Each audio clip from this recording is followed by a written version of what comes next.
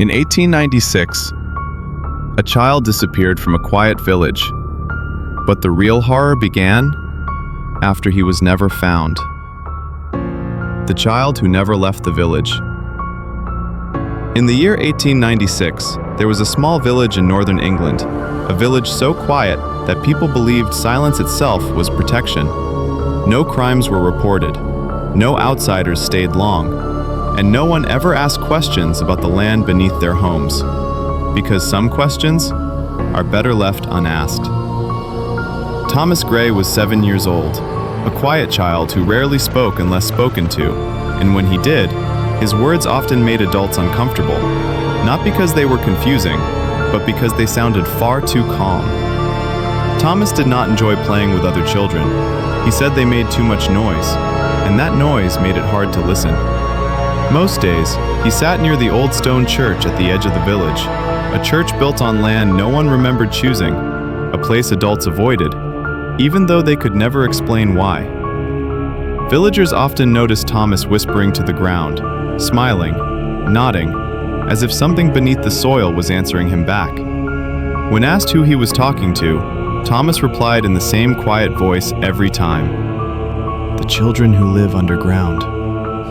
People laughed nervously because it was easier to believe in imagination than to accept that a child might be telling the truth. Behind the church, there was an abandoned tunnel, sealed years earlier after a mining collapse killed several workers. The incident was never discussed, but an old wooden sign still remained, cracked, leaning, warning people not to let children near the place. As weeks passed, villagers noticed small changes. Thomas sometimes returned home with dirt under his fingernails, and wet footprints followed him, even on dry days. When his mother asked where he had been, Thomas explained slowly that the underground children did not like the light, that they stayed where it was warm, and that they were lonely before he came. One winter evening, Thomas did not return home. At first, no one panicked. He was often near the church. But as fog rolled in and the sky grew dark, people began to search. Near the tunnel entrance, they found his shoes, placed neatly, side by side. The tunnel door, sealed for years, was standing open. Men entered with lanterns and immediately felt something was wrong. The air was unnaturally cold, and the silence felt heavy, as if sound itself was being swallowed. On the stone walls, they saw small handprints, child-sized, pressed deep into the rock, leading further down, not out. And around those prints were others, smaller, uneven, far too many to belong to one child. Thomas was never found. After that night, the village was no longer the same. Children began waking up screaming, describing the same dream. A boy standing beside their bed, cold, wet, smiling.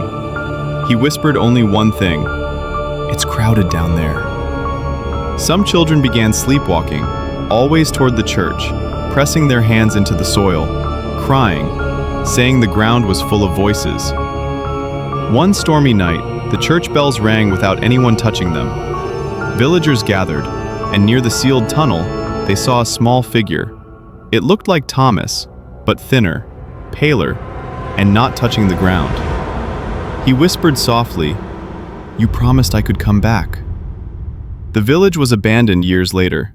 History recorded it as a tragedy, nothing more.